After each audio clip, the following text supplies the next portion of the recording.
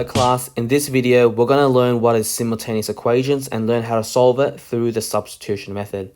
I'm going to quickly define what is the point of intersection in this video. We're going to also learn the different ways that you can find out what is the point of intersection, and lastly we're going to learn how to solve simultaneous equations through the substitution method. So I'm going to quickly explain what is the point of intersection. So the point of intersection is defined as the coordinates where two lines meet or cross.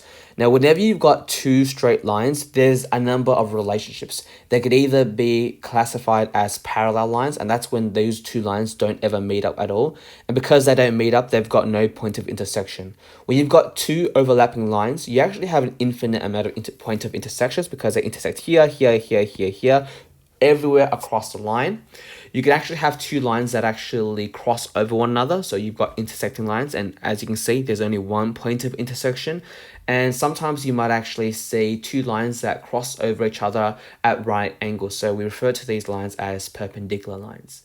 In order to interpret the point of intersection, you just read out the x value first, followed by the y value. So if you look at the first example over here, the horizontal or the x value is going to be equal to 1, and the y value in this case is going to be equal to 3. So it's going to be read as 1, 3, whereas in the example on the right, it's actually moved 3 units to the right and 7 units up. So it's 3, 7.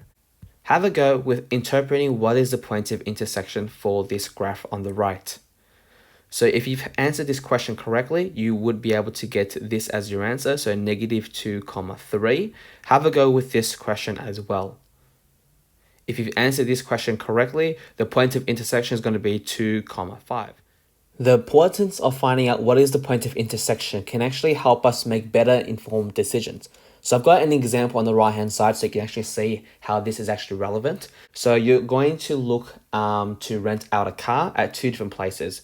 Car rental A charges $200 per week plus 60 cents for every kilometer you drove. However, car rental B charges you $160 plus an extra 75 cents for every kilometer driven. When is it optimal to go with each option? So if you were to create an equation and graph out rental A, this is what it's going to look like, whereas this is the straight line graph for car rental B. So by finding out what is this exact coordinate over here, you could therefore determine when is it better to go for car rental A or B. In this example over here, you can clearly see that car rental B is going to be a lot more cheaper if you've actually driven less than whatever this amount over here is, where the point of intersection lies, and it's a lot better to go with therefore car rental A if you've actually driven more than that certain amount of kilometers. So now I'm going to show you how do we actually find out what is the point of intersection. So there are actually two main methods. The first method is you can actually just graph out both of those two equations on the same set of axes. And if you do this, then you should be able to kind of eyeball what is the point of intersection. In this example, the point of intersection is 1, 2. However, you will find that this method is not the best way, and it's actually more time consuming. It's best to do this through algebra, through solving simultaneous equations. And there are two techniques that we could use, either the substitution method, which we'll cover in today's lesson, or the elimination method, which we'll cover in the next lesson.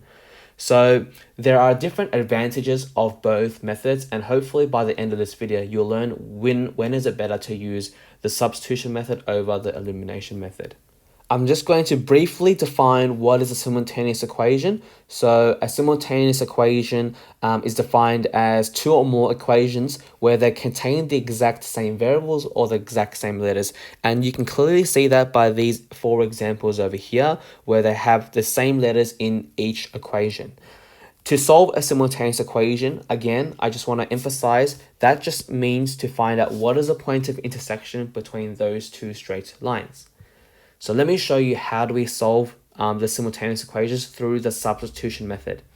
The substitution method essentially involves substituting one equation into the other equation.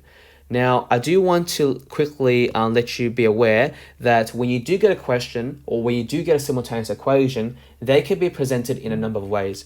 They can be presented where one equation is in the standard form, so that's over there.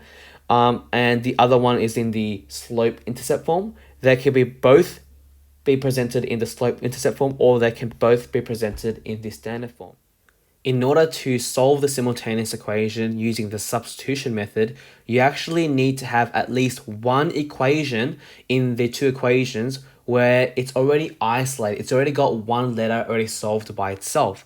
So it can only be used really when you've got two equations in these formats over here. Notice that y is already solved in these two conditions. So the substitution method is most effective when you've got one letter by itself. So let me show you two examples in total as to how we can actually do this. The first step reads, substitute the equation with the isolated variable into the other equation. So in the first equation, that already contains y by itself, one letter by itself. So what I'm going to do is I'm going to substitute the first equation into the second equation. So what that means is, notice how the second equation contains a letter y. I'm going to substitute 2x minus 3 to replace y, because y is equal to 2x minus 3. By replacing y by 2x minus 3 in the second equation, this is what the new equation would now look like. So I've done step 1. Step 2 says solve the equation to find the value of the variable. So in this case over here, this equation contains the letter x. So let's solve this equation for x. So what I'll do first is I'm going to expand the equation and I'm going to collect the like terms. So 2x plus 6x is equal to 8x.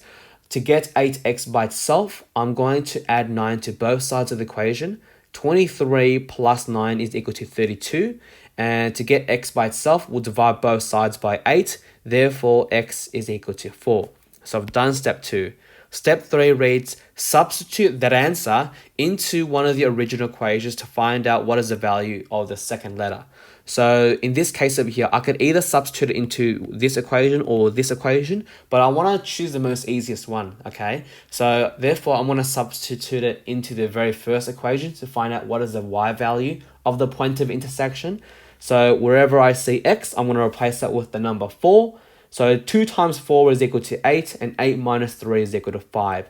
So therefore, my point of intersection is going to be equal to 4, 5. Let's now look at one more example. Now this example is different from the other example because both equations are actually presented in the y equals mx plus c form, but the same process still applies. So what we're going to do is we're going to substitute one equation into the other. So in this case over here, I'm going to replace y with 3x minus 9. So I want to replace that over there in the second equation. So therefore, my equation should now look like this. What we're going to do now is we're going to solve the equation. So that means let's solve for x. To solve for x, let's move x to the left-hand side. So I'm going to undo the negative 5x by adding 5x to both sides of the equation. So therefore, 3x plus 5x is equal to 8x. I'm going to move the negative 9 to the other side by adding 9 to both sides of the equation. 7 plus 9 is equal to 16. Divide both sides by 8, and therefore x is going to be equal to 2. What I'm going to do next is, after I solved for x, I'm going to substitute x back into one of the two equations to find out what is the y value. So you can choose whatever equation you want. I'm going to substitute it into the very first equation, however. So therefore, wherever I see x, I'm going to replace that with the number 2. So therefore, 3 times 2 is equal to 6. 6 minus 9 is equal to negative 3. And therefore, write your answer as a pair of coordinates. So you write it as 2, negative 3. So this is how we find out what is the point of intersection between two straight lines. What I would like you to do now is I'd like you to please answer the following textbook questions from exercise 1J. So answer questions 2, 3, 4, 5, 6, as well as 7. This is the end of the video. Thank you for watching, and I'll see you guys again in the next video. Bye.